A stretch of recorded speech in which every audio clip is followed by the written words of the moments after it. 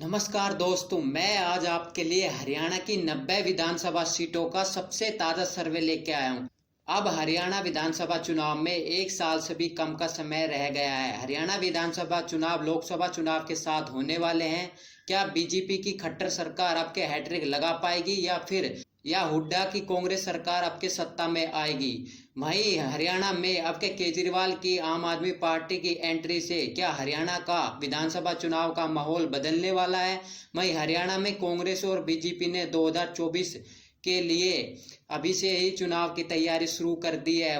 वहीं कांग्रेस पार्टी ने कर्नाटक जीतने के बाद हरियाणा में भी बड़ी बड़ी चुनावी घोषणाएं शुरू कर दी है। वहीं भूपेंद्र सिंह हुड्डा ने कहा है कि अगर 2024 में कांग्रेस सरकार में आती है तो हरियाणा वासियों के लिए 300 यूनिट बिजली मुफ्त देने का वादा किया है। वहीं 500 रुपये में रसोई गैस, वहीं 2 लाख खाली पड़े सरकारी पदों पर भर्ती का वादा किया है। वहीं बुढ़ापा पेंशन 6,000 रुपये महीने करने का भी बड़ा वादा किया है। वहीं गरीब परिवारों को 100 गज का मुफ्त प्लाट जैसे बड़े वादे कांग्रेस पार्टी ने किए हैं।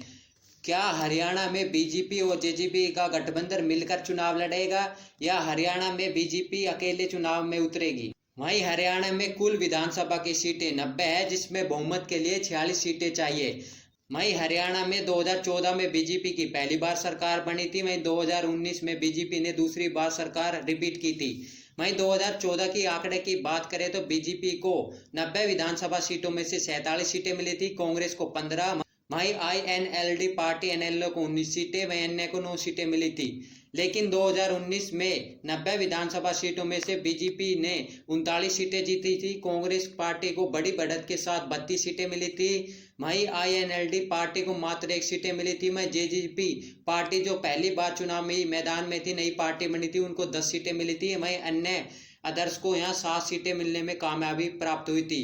वहीं ताज़ा सर्वे में क्या समीकरण बनते हुए दिख रहे हैं, किसके पक्ष में माहौल बनता हुआ दिख रहा है, तो सबसे पहले करते हैं कि हरियाणा के विधानसभा चुनाव के मुद्दे क्या होने वाले हैं इस विधानसभा चुनाव में। तो हरियाणा में जो सबसे बड़ा मुद्दा होने वाला है अब के विधानसभा चुनाव में वो 35% बेरोजगारी का मुद्दा है। महंगाई के मुद्दे पर 21%, में भ्रष्टाचार पर 13%, में सरकारी भर्ती न निकालना को 9% जनता कहती है।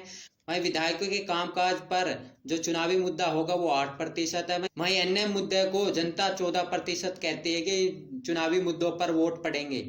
वहीं सर्वे में जो अगला सवाल पूछा गया है कि हरियाणा के मुख्यमंत्री के तौर पर पहली पसंद कौन होगा हरियाणा के लिए, तो भूपेंद्र सिंह हुड्डा की बात करें तो 38%, मैं मनोहर लाल खट्टर को 27%, मैं शैलजा कुमारी को 8%, मैं दुष्यंत सिंह चौटाला को 7%, मैं अभय सिंह चौटाला को 5%, मैं अन्य चेहरे को 15% जनता पसंद कर रही है।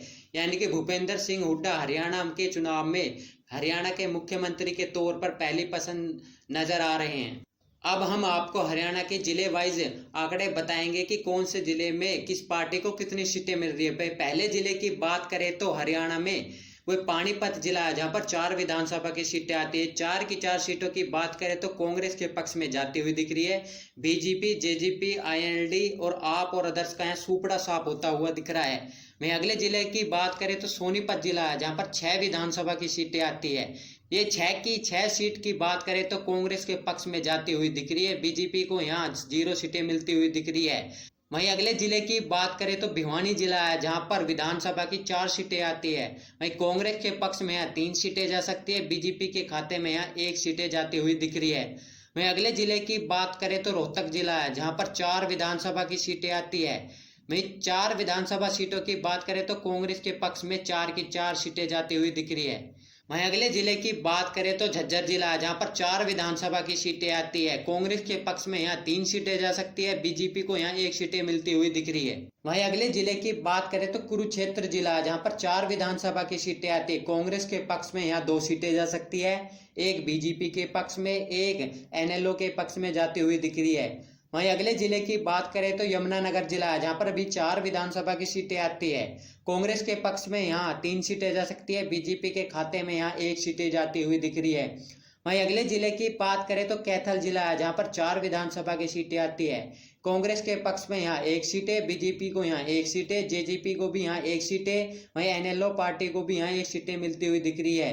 यानी कि चारों पार्टी को यहाँ पर 1-1 सीटें मिलती हुई दिख रही है। वहीं अगले जिले की बात करें तो चरखी दादरी जिला है, जहां पर 2 विधानसभा की सीटें आती है। वहीं जेजेपी पार्टी के पक्ष में 1 सीटें जा सकती है। वहीं एनएलओ के पक्ष में भी यहाँ 1 सीटें जा सकती है। वहीं कांग्रेस और बीजेपी को यहाँ सफाया होता हुआ दिख रहा है।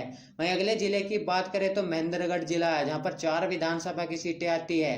वहीं बीजेपी के पक्ष में इस जिले की बात करें तो 3 सीटें जा सकती है। कांग्रेस के पक्ष में यहाँ 1 सीटें जाती हुई दिख रही है। वहीं अगले जिले की बात करें तो रेवाड़ी का जिला है, जहां पर 3 विधानसभा की सीटें आती है। वहीं कांग्रेस के पक्ष में यहाँ 1 सीटें जाती दिख रही है। बीजेपी के पक्ष में यहाँ 2 सीटें जाती हुई दिख रही है। वहीं अगले जिले की बात करें तो नूह जिला है, जहां पर 3 विधानसभा की सीटें आती है। वहीं कांग्रेस के पक्ष में यहाँ 3 की 3 विधानसभा सीटें जीतती हुई दिख रही है। वहीं बीजेपी का सफाया होता हुआ दिख रहा है। वहीं अगले जिले की बात करें तो गुड़गांव का जिला है, जहां पर 4 विधानसभा की सीटें आती है। वहीं कांग्रेस के पक्ष में यहाँ 1 सीटें जाती हुई दिख रही है। वहीं बीजेपी के पक्ष में यहाँ 2 सीटें जाती हुई दिख रही है। वहीं अदर्स के खाते में भी 1 सीटें जाती हुई दिख रही है। वहीं अगले जिले की बात करें तो हिसार जिला है, जहाँ पर 7 विधानसभा की सीटें आती हैं। वहीं कांग्रेस के पक्ष की बात करें तो यहाँ 3 सीटें जा सकती है। बीजेपी को यहाँ 2 सीटें मिलती हुई दिख रही है। वहीं जेजेपी पार्टी को 1 सीटें, वहीं एनएलओ पार्टी को भी 1 सीटें मिलती हुई दिख रही है। वहीं अगले जिले की बात करें तो सिरसा जिला है, जहाँ पर 5 विधानसभा की सीटें आती है। वहीं बीजेपी पार्टी को यहाँ 0 सीटें मिलती दिख रही है। कांग्रेस को यहाँ 3 सीटें, वहीं एनएलओ पार्टी के पक्ष में यहाँ 2 सीटें जाती हुई दिख रही है। वहीं अगले जिले की बात करें तो फतेहाबाद जिला है, जहाँ पर 3 विधानसभा की सीटें आती है। वहीं कांग्रेस पार्टी का यहाँ सफाया होता दिख रहा है। बीजेपी का भी यहाँ सफाया होता दिख रहा है। वहीं जेजेपी पार्टी के पक्ष में 1 सीटें जा सकती है। वहीं एनएलओ पार्टी के पक्ष में भी 2 सीटें जाती हुई दिख रही है। वहीं अगले जिले की बात करें तो जिंद जिला, जहाँ पर 5 विधानसभा की सीटें आती है। वहीं कांग्रेस के पक्ष में यहाँ 2 सीटें जा सकती है। वहीं बीजेपी के पक्ष में भी यहाँ 1 सीटें जा सकती है। वहीं जेजेपी के पक्ष में भी 1 सीटें जा सकती है। वहीं एनएलओ पार्टी के पक्ष में भी 1 सीटें जाती हुई दिख रही है। वहीं अगले जिले की बात करें तो पलवल जिला, जहाँ पर 3 विधानसभा की सीटें आती है। वहीं कांग्रेस के पक्ष में यहाँ 1 सीटें जाती दिख रही है। वहीं बीजेपी के पक्ष में यहाँ 2 सीटें जाती दिख रही है। वहीं अगले जिले की बात करें तो फरीदाबाद जिला, जहाँ पर 6 विधानसभा की सीटें आती है। वहीं कांग्रेस के पक्ष में यहाँ 3 विधानसभा की सीटें जाती दिख रही है। वहीं बीजेपी के पक्ष में भी 3 विधानसभा की सीटें जाती दिख रही है। वहीं अगले जिले की बात करें तो करनाल जिला है, जहाँ पर 5 विधानसभा की सीटें आती है। वहीं कांग्रेस के पक्ष में यहाँ 2 विधानसभा की सीटें जाती दिख रही है। बीजेपी के पक्ष में यहाँ 3 विधानसभा की सीटें जाती दिख रही है। वहीं अगले जिले की बात करें तो अम्बाला जिला है, जहाँ पर 4 विधानसभा की सीटें आती है। वहीं कांग्रेस को यहाँ 3 सीटें मिलती दिख रही है। वहीं बीजेपी के खाते में 1 सीटें जाती दिख रही है। अगले जिले की बात करें तो पंचकुला जिला, जहां पर 2 विधानसभा की सीटें आती है।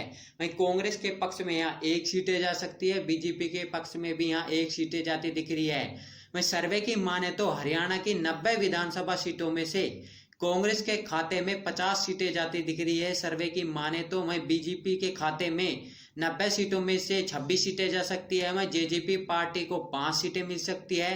वहीं एनएलओ पार्टी को पिछली बार जहां 1 सीटें मिली थी, अब के 8 सीटें मिलती हुई दिख रही है सर्वे की माने तो। वहीं अदर्स को यहाँ 1 सीटें मिलती दिख रही है। वहीं वोट शेयर की बात करें तो इन सीटों पर तो कांग्रेस सबसे बड़ी पार्टी बनती हुई दिख रही है। कांग्रेस के पक्ष में यहाँ 42% वोट शेयर जा सकता है आने वाले विधानसभा चुनाव में सर्वे की माने तो। वहीं बीजेपी के पक्ष में 37% वोट शेयर जा सकता है। वहीं जेजेपी पार्टी के पक्ष में 5% वोट शेयर जा सकता है। वहीं एनएलओ पार्टी के पक्ष में 8%। वहीं अदर्स पार्टी व अदर्स कैंडिडेट को यहाँ 8% वोट शेयर मिलता दिख रहा है। यानी कि 2024 में होने वाले विधानसभा चुनाव में कांग्रेस पार्टी विधानसभा चुनाव जीतने वाली है। वहीं बीजेपी पार्टी का सफाया होता दिख रहा है। वहीं आप लोगों की क्या राय है कि हरियाणा में कांग्रेस पार्टी की सरकार बनेगी या बीजेपी हैट्रिक लगा पाएगी? तो कमेंट में अपनी राय देना न भूले। जय हिंद, जय भारत।